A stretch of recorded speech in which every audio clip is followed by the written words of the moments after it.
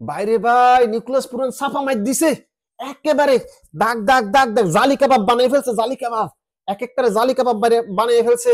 26 বলে 70 রানের ইনিংস, যার মধ্যে ছিল আপনার 6 বারের জন্য স্থলপথ ব্যবহার করে মাটি কামড়িয়ে বলকে পাঠিয়েছে সোজা সীমানার বাইরে, এবং 6 বারের জন্য তিনি আকাশপথ ব্যবহার করে বিমান যোগে বলকে পাঠিয়েছে সোজা সীমানার বাইরে।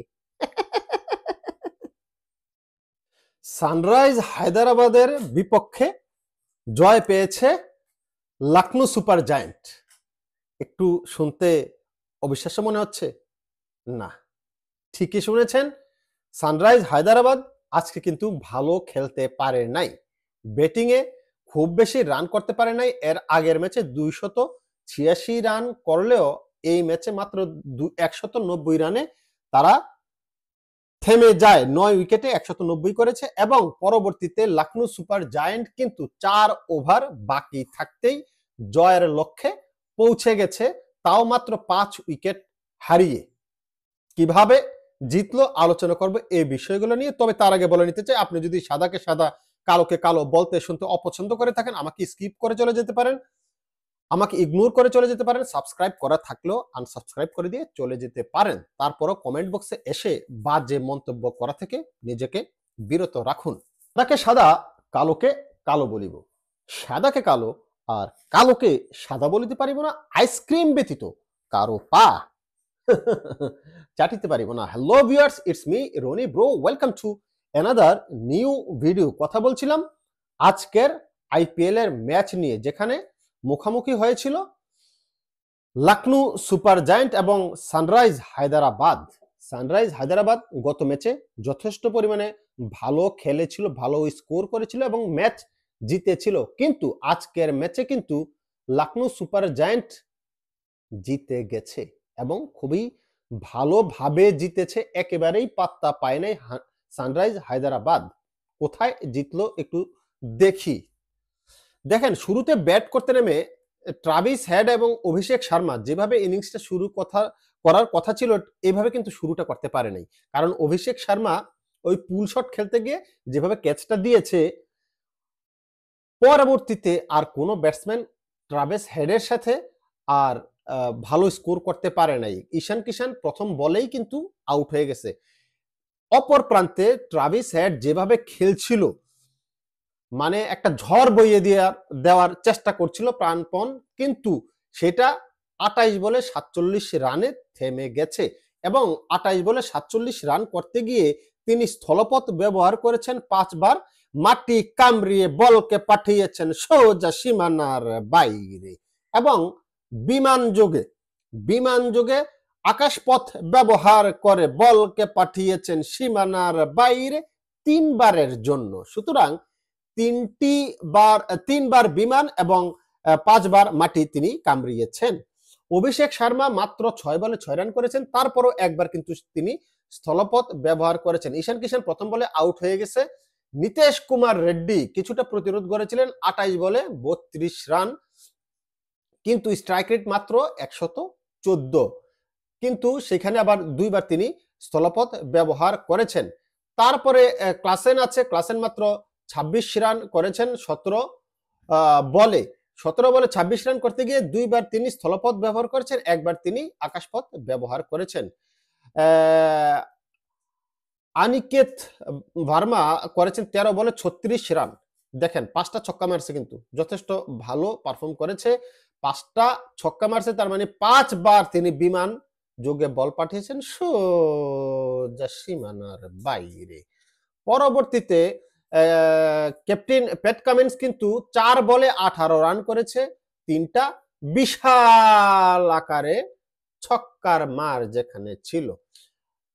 এনিওয়ে, পার্টনারশিপ গুলো যদি দেখেন আপনি, 15 রানে প্রথম উইকেটের পতন, 15 রানে দ্বিতীয় উইকেটের পতন, 76 রানে 3 উইকেটের পতন, তখন ট্রাভিস হেডের উইকেটটা আসলে চলে যায়। কেন এরকম হলো? বলে টার্ন হালকা ছিল এবং বলের লাইন এবং লেন্থ যথেষ্ট ভালো ছিল। পিচ যতটুকু সাহায্য সহযোগিতা করেছে, তার চাইতে তারা লাইন লেন্থ বজায় রেখে বল করেছে। শার্দুল ঠাকুর যথেষ্ট লাইন লেন্থ বজায় রেখে ব্যাটসম্যানকে কিন্তু বল করে গেছে। এটার প্রমাণ আপনি যদি দেখেন 4 ওভার বল করে সে 4টা উইকেট কিন্তু পেয়েছে 34 রান দিয়ে। আবেশ খান করেছে 4 ওভার 45 রান দিয়েছে, 1 উইকেট। রবি বিষ্ণয় 4 ওভারে প্রথম দিক দিয়ে ভালো ছিল, পরবর্তীতে একটু মার খেয়েছে, 4 ওভারে 42 রান দিয়ে 1 উইকেট। আর প্রিন্স যাদব 4 ওভারে মাত্র 29 রান দিয়েছে 1 উইকেটের বিনিময়ে, ভালো বল করেছে। সুতরাং শুরুর দিকে আসলে উইকেট পড়ে গেছে, 128 রানে 5টা, 156 রানে 6টা, এই জায়গাটাতেই আসলে পরবর্তীতে কেউ দাঁড়াতে পারে নাই। যেমন নীতিশ কুমার রেড্ডির রান করা দরকার ছিল আরো বেশি, যেহেতু 32 রান করে ফেলছে। তারপরে আঙ্কিত ভার্মা রান করা দরকার ছিল, এই জায়গাটায় আপনার ক্লাসেনের রান করা দরকার ছিল।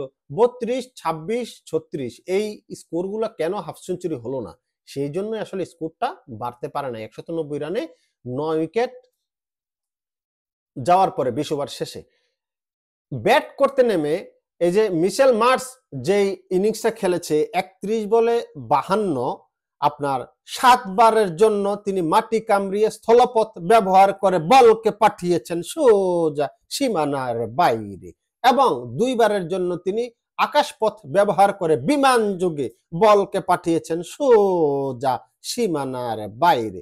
যদিও কি মার্করাম কিন্তু রান করতে পারে নাই, 4 বলে 1 রান করে ফিরে গেছে, কিন্তু নিকোলাস পুরান কিন্তু আপনার 26 বলে 70 রানে যে ইনিংসটা খেলেছে সেইখানে আসলে ম্যাচ ধ্বংস করে দিছে। ম্যাচ মানে তখনই হাতে নিয়ে আসছে।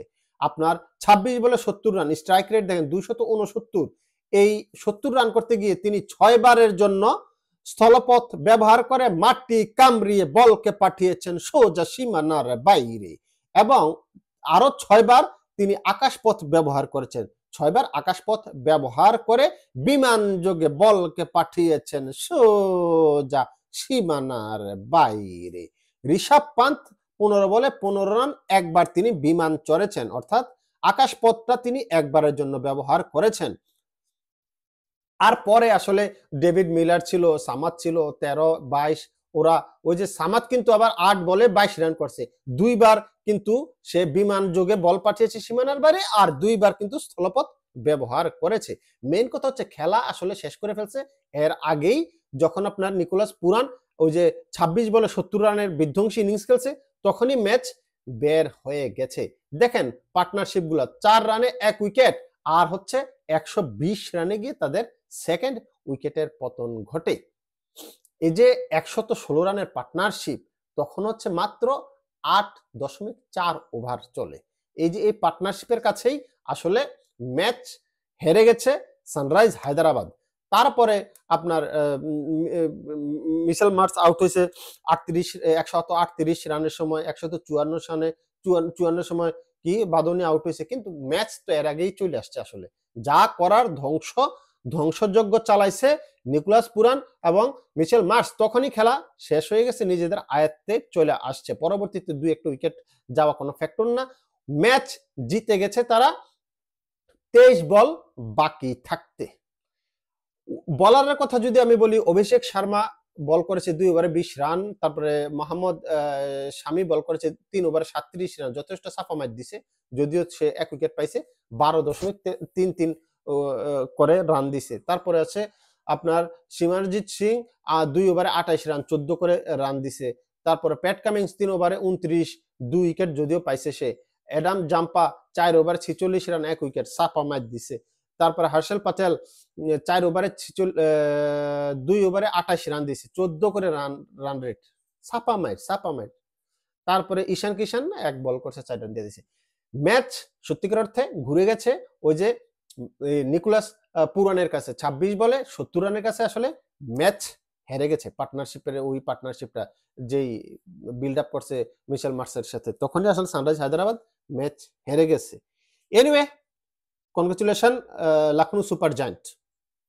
দেখা হচ্ছে পরবর্তী ভিডিওতে।